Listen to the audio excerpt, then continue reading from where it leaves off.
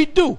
He said, everything that I did wrong to people, I repaid them back fourfold, threefold, and so forth, which is part of the law. All right, go ahead. Luke 19:1. And Yahushua entered and passed through Jericho. And behold, there was a man named Zacchaeus, which was the chief among the publicans, and he was rich. You know what it means, a chief among the publicans? A publican is a tax collector. So this guy was getting paid. He was a top man. He had tax collectors working under him. That was a job to get into.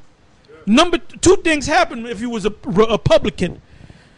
Matter of fact, look it up. Look up the word publican, just in case they think we're making this up as we go along. Look up the word publican and see if I'm right or not.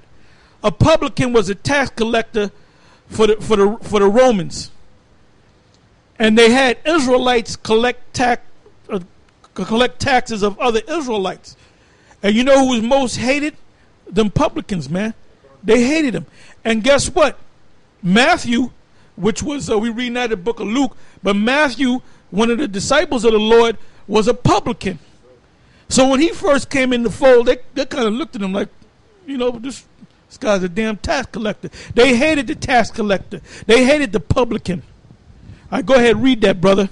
Yeah, this is from the Blue Letter Bible, the Greek word for publican.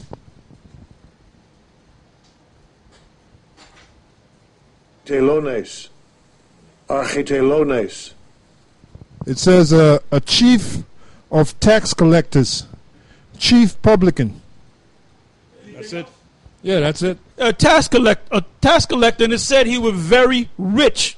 All right, and he was ripping people off. So when he found the Lord, or the Lord found him, or however you want to look at it, this is what he did. Unlike what Yashawan did. Go ahead. And there's nothing upright about you, man. All right? Your name, you should change your name to Rai. You know? And he sought to see Yahushua who he was, and could not for the press, because he was little of stature. And he ran before and climbed up into a sycamore tree to see him, for he was to pass that way. And when Yahushua came to the place, he looked up and saw him, and said unto him, Zacchaeus, make haste and come down, for today I must abide at thy house. And he made haste and came down and received him joyfully. And when they saw it, they all murmured, saying that he was gone to be guest with a man that is a sinner. And Zacchaeus stood and said unto the Lord, Behold, Lord, the half of my goods I give to the poor.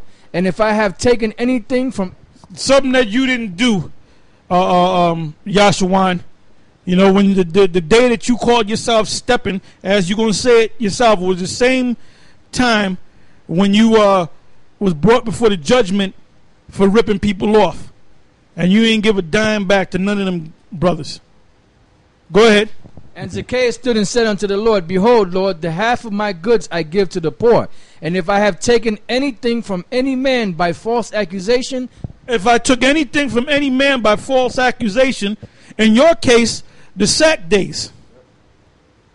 Oh, another thing, somehow when you guys had set up that oil table program, and you were making all that money, and you were supposed to give that money to the school, you set yourself up as a manager over that, but you were looking to get paid. At the same time, Lahab took over the tights. Now, before Lahab had control of the tights, it was Yaquab that had control of the tights, and the bills always got paid. The rent for the school got paid. Everything was paid. As soon as Lahab took control of that, he said, look, Mo, okay, let us, this is central command, okay, let us take control of the tights, then we'll make sure everything is paid on time, okay, it won't be no mess. Okay, Mo? The first month, they had to take up a collection to pay the rent.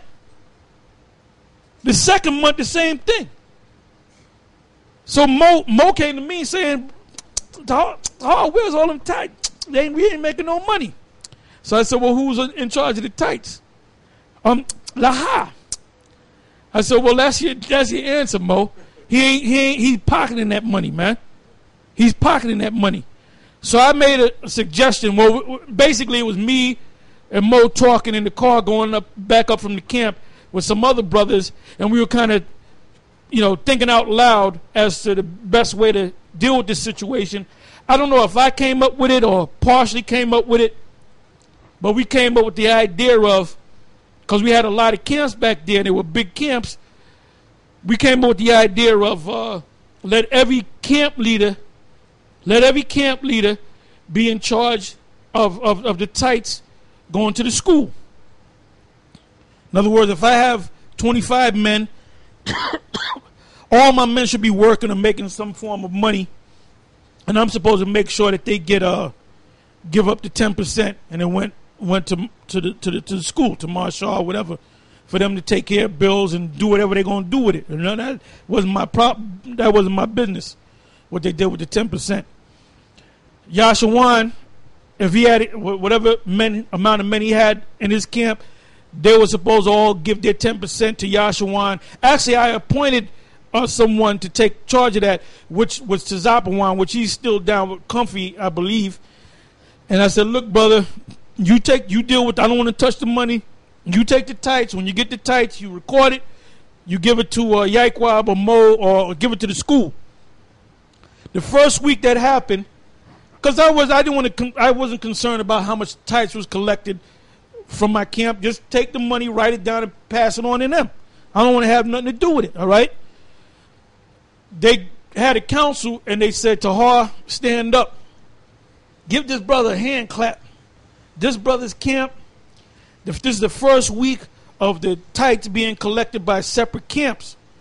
And the highest amount of tights was given by Tahar's camp, and it was a little bit more than $2,500, because I had about 50 men. Then as weeks went on, sometimes it was 2,200, sometimes it was 2,000, sometimes it was 1,800, sometimes it was 2,300. So it went from maybe like 1,800 to a little bit more than 2,000 every week. Then they were noticing that none of those other camps were giving tights, but they might get maybe $300, $500, $250, and some of them guys had members in their camp. They had 30 members or 40 members. All right. Now, mind you, the oil table money, none of that was coming to the school. I do have to say this. I know this for a fact, and I give Yashawan credit on this. That's when he was carrying himself righteous. He wanted to give Marshall, because Marshall told me. I found out about it from a couple of people, but I got it from the horse's mouth. Marshall told me that Yashawan was going to give Marshall $25,000 to show you how much money that they were making. He was going to give Marshall $25,000, which was a righteous thing to do. So I'm going to give credit where credit is due. But he went to counsel to Lahab. And Lahab said, don't give them no $25,000, because they don't know what to do with the money. Like Lahab knows what to do with it. So he listened. See, he looked up at Lahab like Lahab was the Most High, damn near. And I even had a little meeting with him down in Brooklyn at Wendy's. And I told Yashawan, I said, look, brother. And I was saying it as a brother. I said, look, man. I said, you can't put this man up as a god. So he's not a god, man. He's just a man. No, brother, you don't know. That's a great man of the Lord. That's a righteous man. The Lord is dealing with him. So basically at that time, Yashawan was sincere. But he was listening to this demon, Lahab. And at the same time, he was going into the scriptures and trying to break down the scriptures on his own. And that's when he came up. And that's when the so-called shit hit the fan. And everybody got tired of that madness of people getting ripped off. The rent wasn't being paid, you know. So basically, that's why they had that council. And that's when Lahab didn't even show up. Yashawan came to at least he came to the council.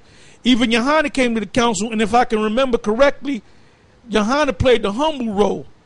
He put his head down, which he's a great actor. He should have went to Hollywood, man. You wanted money, you should have took your ass to Hollywood, man.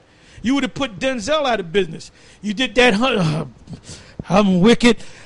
Look, brothers, I got a PhD in wickedness.